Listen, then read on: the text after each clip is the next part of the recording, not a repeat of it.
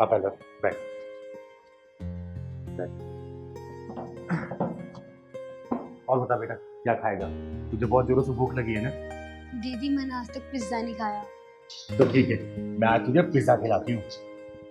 दीदी यहाँ तो कोई दिख नहीं रहा, किसको ऑर्डर दें?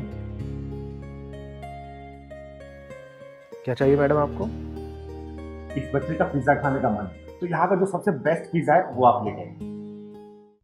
देखिए आप यहाँ नहीं बैठ सकते, आप बाहर जाकर खड़े होइए, मैं पिज्ज़ा पैक करा के लाता हूँ। क्यों? यहाँ क्यों नहीं बैठ सकती मैं? यहाँ बैठने के लिए क्या प्रधानमंत्री से परमिशन लेना होगा?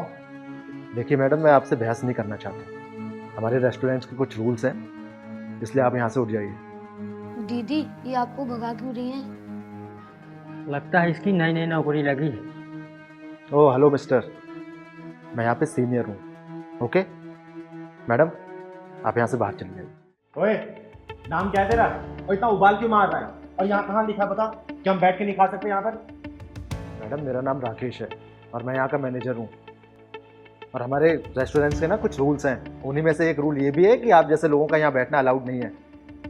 क्यों भाई, हम क्या दूसरे ग्रह से आए हैं क्या जो यहाँ बैठ के खा नहीं सकते? देखो मैडम, मैं आपको बहुत तरीके से समझा रहा हूँ, चुपचाप यहाँ से चली जाइए वरना मुझे सिक्योरिटी को बुलाना पड़ेगा, समझिए आप? एक काम कर, तू सिक्योरिटी को बुला, मैं भी देखती हूँ तेरी सिक्योरिटी क्या करती है। मुझे बुला। दीदी चलो, मुझे नहीं खाना पिज्जा। बड़ा खून तेरा गर्म हो रहा लग रहा है। मैं अच्छे से जानता हूँ कि तुम लोग पिज्जा खाने के बहाने यहाँ क्यों बैठना चाहते हो। क्यों बैठना चाहते हैं बता ना। तुम लोग यहाँ इसलिए बैठना चाहते हो क्योंकि ऐसा एटमॉस्फेयर ना तुम्हारी जिंदगी में तुम्हें कभी देखने को ही नहीं मिलता है, ऊपर से ठंडी एसी की हवा, ठंडा पानी, जो तुम्हें शायद कभी नसीब नहीं होता होगा। तो बेटा एक बात बता, तेरे घर में कितने एसी लगे हैं और कितने कूलर हैं, और सैलरी तेरी कितनी होगी? 10 या 12 हजार, इससे ज्यादा नहीं होगी बेटा। एक काम कर, तू मेरे साथ मेरे घर पे चल, तुझे ना बाथरूम में भी एसी मिलेगा, समझा? दीदी छोड़ो ना यार, चलते हैं कहीं और खा लेंगे। एक बात याद रखना बेटा, ये दुनिया गोल है और कब कहाँ मुलाकात हो जाए ये किसी को पता नहीं। चल बेटा, चल पहलवान।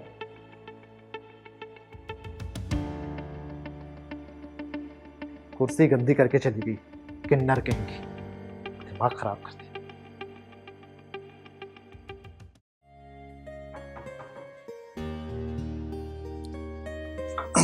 सर आपका ऑर्डर। तू तू तो वही है ना, पहलवान कौन है बेटा?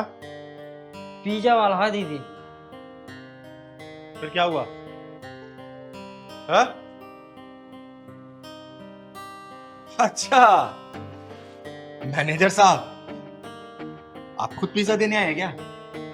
ये डिलीवरी वाला काम कब से शुरू कर दिया आपने? सर मेरी जॉब चली गई है तो पिज्जा डिलीवर कर देता हूँ। आप ये ऑर्डर ले लीजिए प्लीज, कैंसिल मत करिए, अरे! नुकसान हो जाएगा। चिंता मत करो मैनेजर साहब, मैं आपके जैसी नहीं हूँ। और वो आपको बात याद है जो मैंने कहा था कि ये दुनिया गोल है, कब कहाँ कैसे मुलाकात हो जाए किसी को पता नहीं होता। देखो मैंने साहब एक बात बताना चाहती हूँ, आप जैसे लोगों की जो मानसिकता होती है ना, हम किन्नरों को देख के मैं अच्छी तरीके से वाकिफ हूँ, लेकिन हम किन्नर आप लोग जैसे नहीं होते।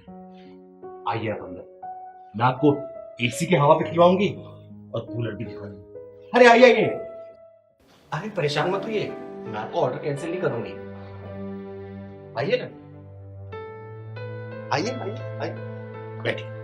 अरे घबराइए मत, आइए बैठिए बैठिए बैठिए।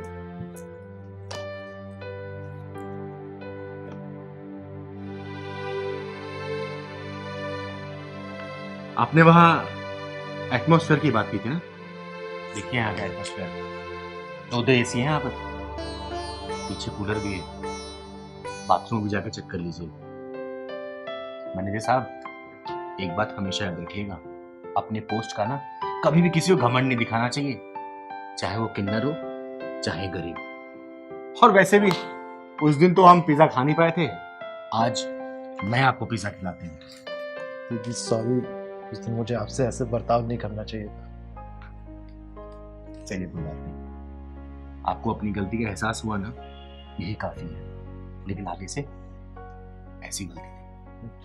वैसे आपकी ये नौकरी छूटी कैसे? वो दीदी रेस्टोरेंट बंद हो गया और फिर सबकी जॉब चली गई। किसी किन्नर को ऐसे बेइज्जत करोगे ना, अगर कोई भी किन्नर नाराज होकर अगर बाहर निकल गया ना, अंत निश्चित है। ठीक है, लो पिज्जा खाओ। छोड़ो ये सब बातें, ये तो बातें पुरानी हो गई हैं। नई बातें सिर्फ आप यही सीख के जाना कि कभी भी किसी गरीब या फिर किसी किन्नर की बेइज्जती नहीं। ठीक है। ठीक है? जी। है, है।